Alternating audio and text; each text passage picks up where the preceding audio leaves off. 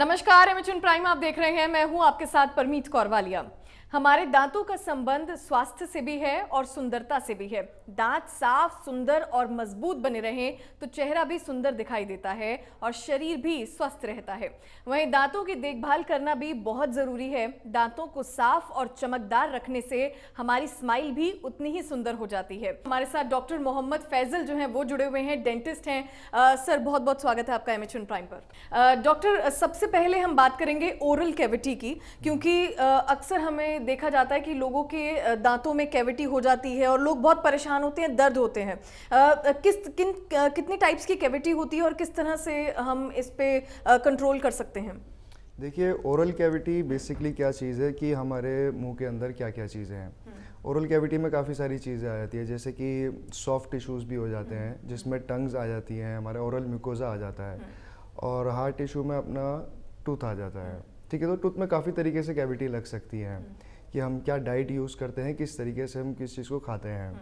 Sugar हम ज़्यादा content लेते हैं तो फिर ऑब्वियस सी बात है कि हमें कैविटीज़ होने के काफ़ी ज़्यादा चांसेस रहते हैं। जी। कितने टाइप्स की कैविटी होती है? और मैं आपसे ये भी जानूंगी कि क्योंकि हम ओरल कैविटी की बात कर रहे हैं, किस तरह से हम इससे छुटकारा पा सकते हैं? देखिए, कैविटी तो अगर हम क्लासिफिकेशन देखें तो 6 टाइप्स की होती हैं। okay. ठीक है, उसमें बहुत सारी चीज़ें हो जाती हैं, जैसे कि आपकी बक्कल म्यूकोजा में लग जाएगी, एंड जो फ्रंट टीथ होता है आपके, वहाँ पे आपके क्लास 5 कैविटीज़ हो जाती है। क्लास 1, क्लास 2 आपकी पीछे पोस्टीरियर मोलर्स में चली जाती हैं कैविटीज़। तो ये सारी चीज़ें उसमें हो जाती है। इससे आपको छुटकारा पाने के लिए बेसिकली आपको अपनी डाइट पर बहुत ज़्यादा कंट्रोल देना होता है। और डाइट पर कंट्रोल आप कैसे ही देंगे, क्योंकि शुगर सभी ऑलमोस्ट सारे ही लेते हैं। ठीक है, चिप्स का जो छोटे बच्चे हैं उनको देखिए, वो चिप्स एंड चॉकलेट ज़्यादा लेते हैं और उसके बाद वो अच्छे से दांतों को क्लीन नहीं कर पाते, और ना ही उनके पेरेंट्स अच्छे से क्लीन कर सकते हैं उनको, क्योंकि आइडिया नहीं होता है किस तरीके से क्लीन करा जा सकता है उसको। तो क्लीनिंग बहुत ज़्यादा ज़रूरी है इन चीज़ों के लिए।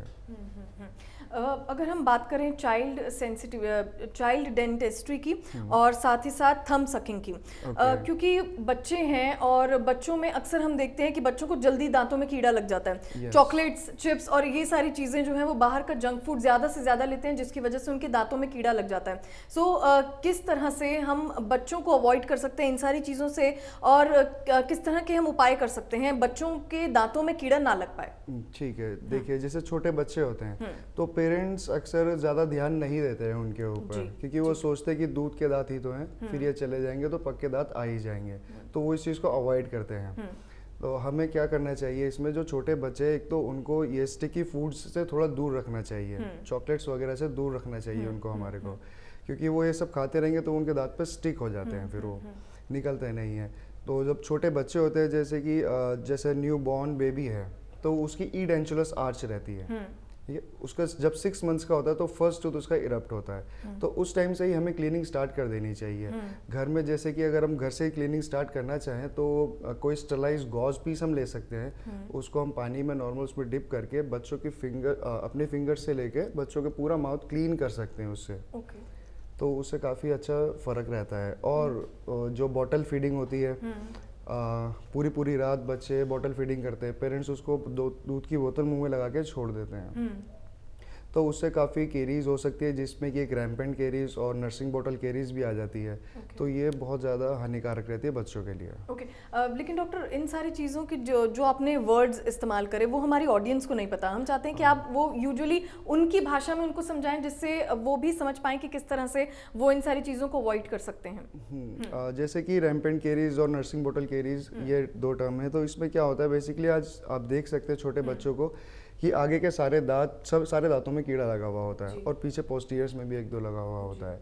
तो ये उनके नॉर्मल साइंस होते हैं देखने के लिए। तो इसके ट्रीटमेंट के लिए जब ये लग ही जाते हैं तो फिर तो आपको डेंटल के पास विजिट करना ही पड़ेगा।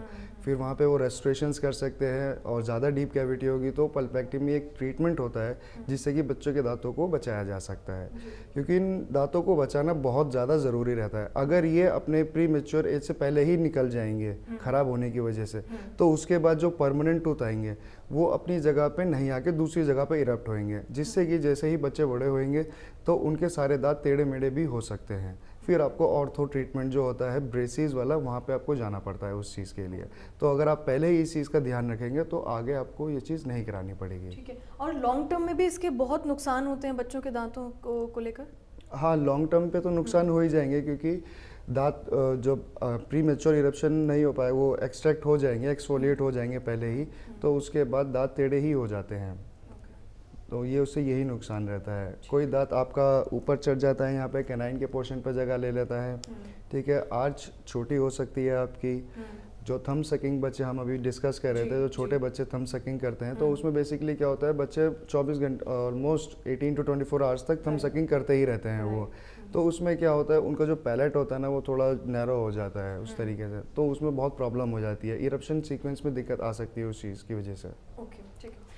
डॉक्टर, क्योंकि हम आने वाले टाइम में बहुत देखते हैं कि हम लोग घर जाते ही ठंडा पानी पी लेते हैं, ठंडे के ऊपर गर्म खा लेते हैं, जिसकी वजह से सेंसिटिविटी हमारी दांतों में हो जाती है, और ये तो किसी भी एज ग्रुप के लोगों के साथ तो है वो हो जाती है। सो सेंसिटिविटी से किस तरह से हम एक तो हमें इस तरह की डाइट जो है कभी नहीं लेनी चाहिए, प्लस हम लोग किस तरह से अपने दांतों को हेल्दी रख सकते हैं कि अगर हम ये सारी चीज़ें अगर खाएं भी और ठंडा पानी भी पिए तो सेंसिटिविटी हमारे दांतों पे ना हो।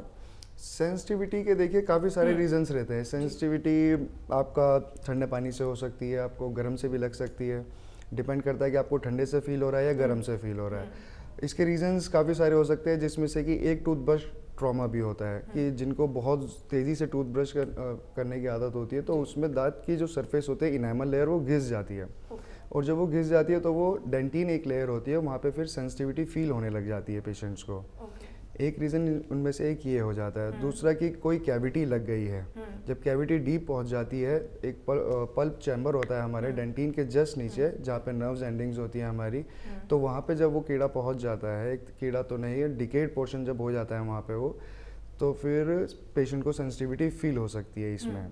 इसका आइडेंटिफिकेशन करनी बहुत ज़रूरी है कि आपको किस रीज़न की वजह से सेंसिटिविटी हो रही है। कभी कभार खाना भी फंस जाता है, उसकी वजह से भी सेंसिटिविटी हो सकती है, क्योंकि वो एरिया डिकेड हो चुका है पूरा उस तरीके से। लेकिन कितना नुकसान होता है डॉक्टर, अगर हम लॉन्ग टर्म की बात करें तो सेंसिटिविटी से क्या क्या नुकसान हो सकते हैं? सेंसिटिविटी से आपको काफ़ी सारे नुकसान हो सकते हैं, जिसमें कि आपको एक तो खाने में बिल्कुल भी मज़ा नहीं आएगा, ठंडा गर्म लगता ही रहेगा आपको उसमें, ठीक है। और आपकी जो डिकेड पोर्शन है वो थोड़ा रूट की तरफ भी जा सकता है। जब वो रूट की तरफ चला जाएगा तो फिर आपका टूथ एक तरीके से होपलेस टूथ में आ जाता है, फिर उसमें ट्रीटमेंट करना थोड़ा सा हमारे लिए मुश्किल हो जाता है, या तो हम दांत पूरा ही निकाल देते हैं फिर उस कंडीशंस में। तो अगर आप इस चीज़ का पहले ही ध्यान रख लेंगे कि सेंसिटिविटी हो रही है, तो आप प्लीज़ जाके अपने डेंटल पे विजिट कीजिए, वहाँ रेस्टोरेशन की ज़रूरत है तो रेस्टोरेशन देखिए। एक टर्म होती है रूट कैनाल ट्रीटमेंट, अगर रेस्टोरेशन नहीं हो पाएगी तो रूट कैनाल ट्रीटमेंट पर आपका जाना पड़ेगा। उसमें आपका कॉस्ट इफेक्टिव भी फिर ये बहुत हो जाता है। तो डॉक्टर, टूथ ब्रश, क्योंकि जिस तरह से आपने बताया कि अगर हम तेजी से टूथ ब्रश करते हैं तो हमारे जो दांतों की अपर लेयर है वो घिस जाती है, तो एक सही तरीका क्या है टूथ ब्रश करने का? देखिए, उसमें पहली बात तो आपको अपना ब्रिसल्स चूज़ करने हैं कि वो ब्रिसल्स कैसे हैं आपके टूथब्रश के। वो ज़्यादा हार्ड नहीं होने चाहिए, या तो वो सॉफ्ट रहें, जैसे बच्चों में हम बोलते हैं कि आप सॉफ्ट यूज़ करें, तो वो ज़्यादा ठीक रहता है। और अडल्ट्स में आप सॉफ्ट एंड मीडियम, इन दोनों में से कोई भी चूज़ कर सकते हैं। इससे आपकी जो इनेमल लेयर है, जो फर्स्ट लेयर होती है हमारे टूथ की, वो जल्दी से इरोड नहीं होती है, इसकी वजह से सेफ रहती है। हार्ड ब्रश और बहुत फास्टिंग से जब हम ब्रश करते हैं तो वो घिस जाती है। ठीक है। और टूथ ब्रश टेक्निक्स में काफ़ी सारी टेक्निक्स आती है, जिसमें बच्चों के लिए अलग होती है और नॉर्मल पीपल्स के लिए अलग है। एंड कुछ लोग ऐसे हैं जिनके मुंह से खून निकलता है, तो उनके लिए भी एक तरीका है ब्रशिंग टेक्निक का, तो उनको फॉलो करना चाहिए। आपने एक बहुत अच्छी बात की, क्योंकि लोगों के जब वो ब्रश करते हैं तो ब्लड निकलता है, ये किस वजह से होता है डॉक्टर? ठीक है, जो ब्रशिंग करने पे काफ़ी कंप्लेंट्स आती है कि मुंह से खून निकल रहा है, या फिर एक कंप्लेंट ये भी आती है कि जैसे ही लोग सुबह उठते हैं, उठते ही जब स्पिट करते हैं तो बोलते हैं कि मुंह से खून निकल रहा है। एक रीज़न ये भी रहता है इसमें। तो इसमें मेन रीज़न, इसका कॉज क्या है कि कैलकुलस एक टर्म रहता है जो कि आपके हमारे जिंजिवा एंड दांत की सरफेस के बीच में स्टिक हो जाता है। जो भी हम खाना खाते हैं तो वो वहाँ पे सलाइवा के थ्रू ना वहाँ पे स्टिक हो जाता है, फिर वो गम्स के काफ़ी नीचे तक चला जाता है, जिसकी वजह से गम्स में इन्फ्लामेशन हो जाती है। फर्स्ट ये जिंजिवाइटिस टर्म होती है, फिर उसके बाद ये पेरोडोंटाइटिस का फेस ले लेती है। उसमें आपको क्या होता है, एक तो ब्लीडिंग गम्स होंगे, वहाँ से खून निकलेगा, मुंह से स्मेल आएगी और आपको ऐसा भी फील होएगा कि आपके दांत थोड़े से लूज हो गए हैं, वो हल्का हल्का हिलने लग गए हैं। तो ये सब कैलकुलस की वजह से होता है, जिसकी कॉज ये है कि आप अच्छे से क्लीनिंग नहीं हो पा रही है आपके दांतों की, आप ब्रशिंग अच्छे से नहीं कर रहे हैं। और एवरेज पीपल को अगर हम देखें, वो आई गेस 40 to 45 सेकेंड्स ही लगाता होगा ब्रश करने में, जबकि ब्रशिंग टेक्निक्स और को हम अच्छे से फॉलो करें तो 5 to 7 मिनट्स आपको लग सकते हैं।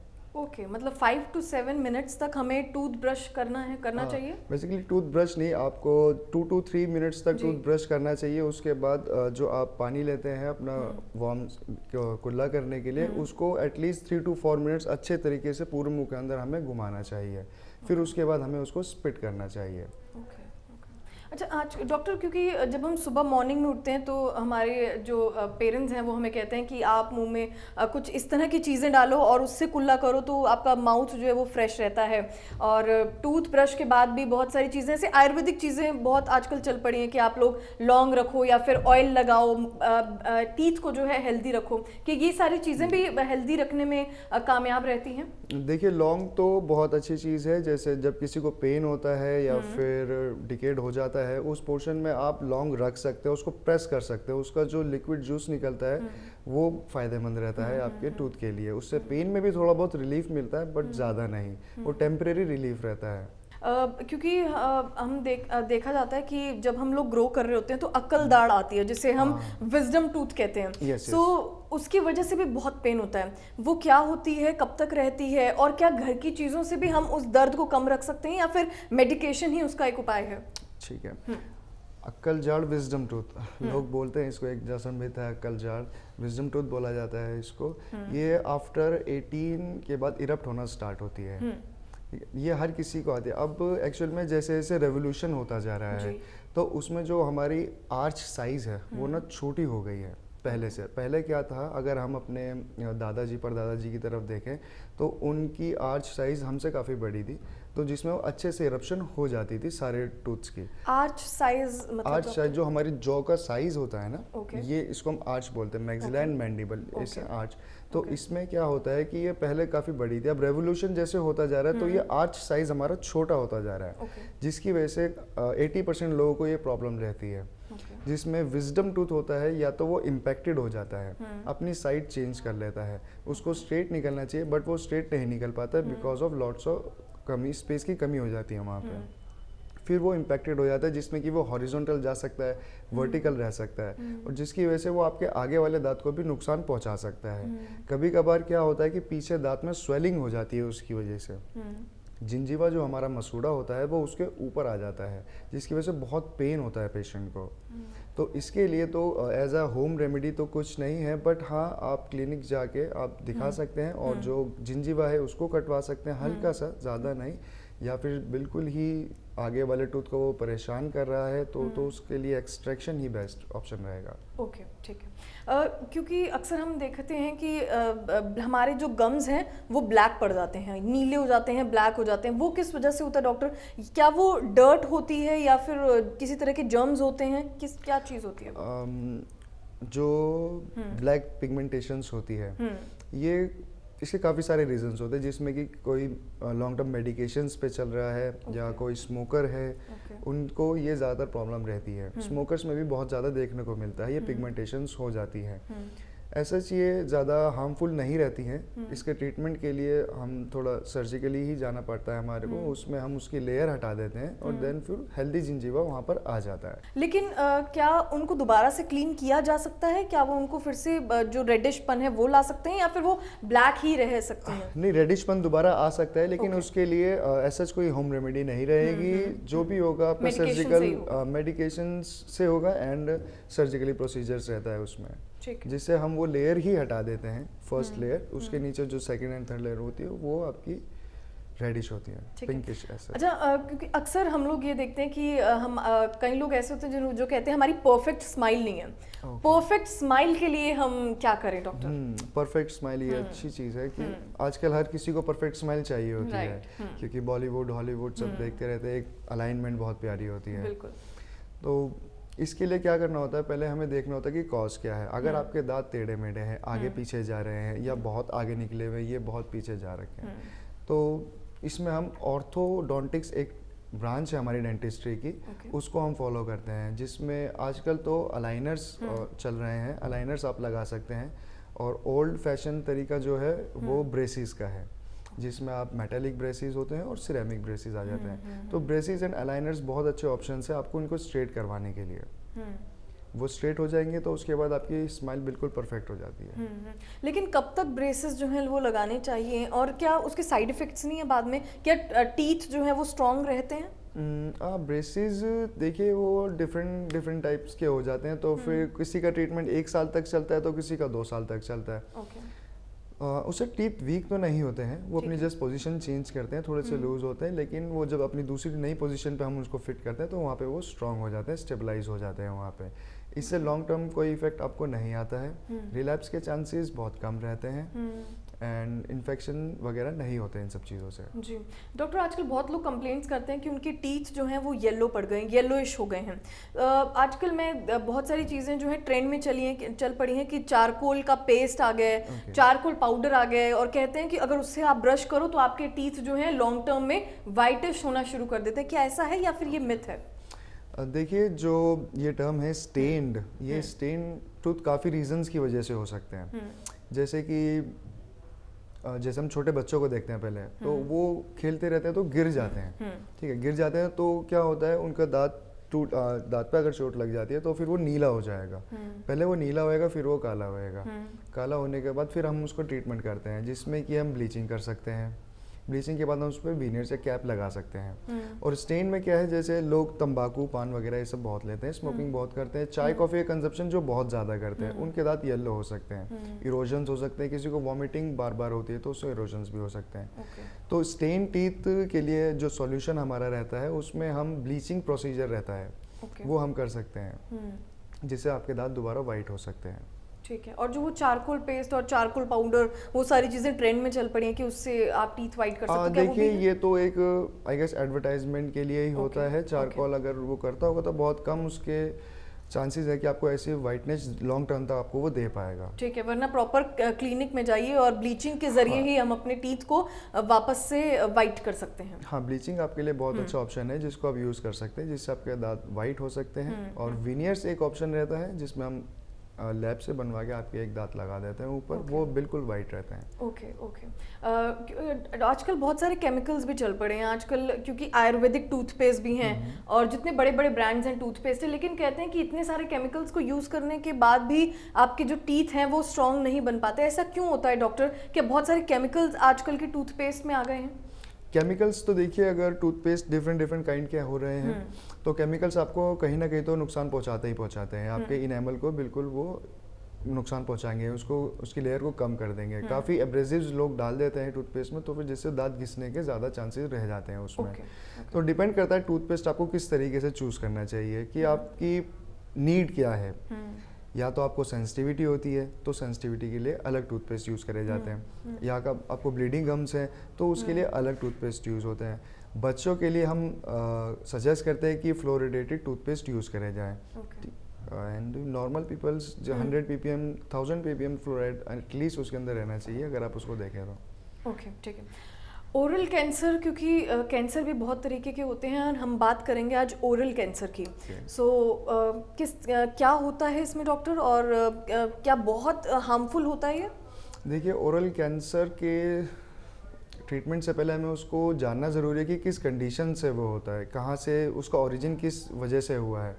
अब जैसे इंडिया में लोग पान सुपारी ये बहुत कॉमन है, लोग बहुत ज़्यादा यूज़ करते हैं। तो एक कंडीशन होती है OSMF, ओरल सम्यूकस फाइब्रोसिस उसको बोला जाता है। इसमें पेशेंट कंप्लेन क्या करता है कि उसकी माउथ ओपनिंग रिड्यूस होती जा रही है, बहुत कम मुंह उसका खुल रहा है। पहले उसका जैसे हम सपोज करते 3 फिंगर्स हम ऐसे डालें तो फिर हमारी नॉर्मल माउथ ओपनिंग होती है। अब वो कंप्लेन क्या करते हैं, बिल्कुल 1 फिंगर का भी माउथ ओपनिंग नहीं है, चूइंग में बहुत दिक्कत आ रही है।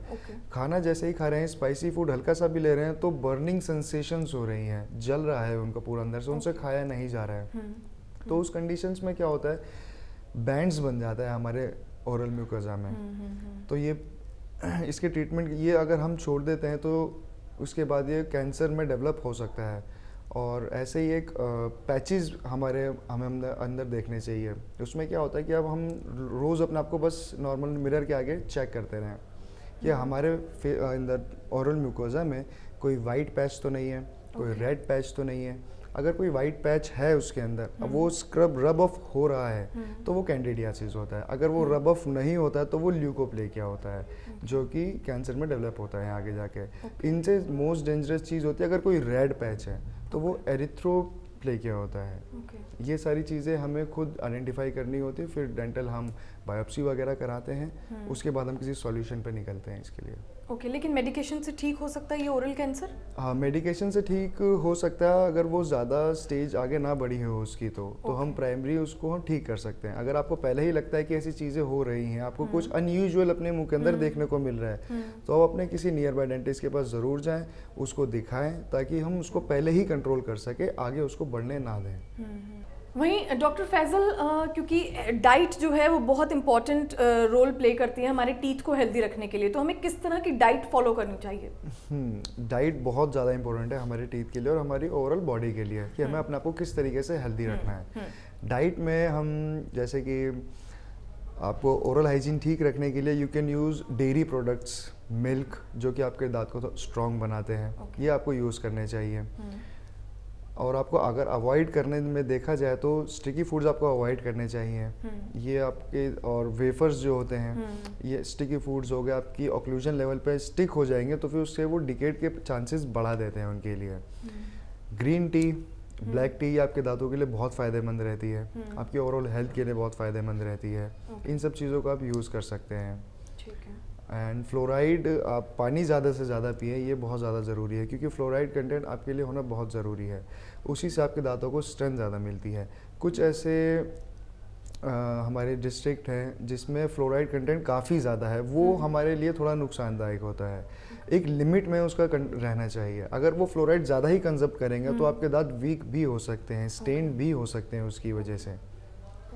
अच्छा, आजकल क्योंकि ऐसी चीज़ें चल पड़ी हैं कि आप कुल्ला करो और आपके टीथ वॉश हो जाते हैं और फ्रेश हो जाते हैं, जैसे लिस्ट्रीन, बहुत सारे ब्रांड्स ऐसे हैं, क्या वो फ़ायदेमंद रहते हैं डॉक्टर?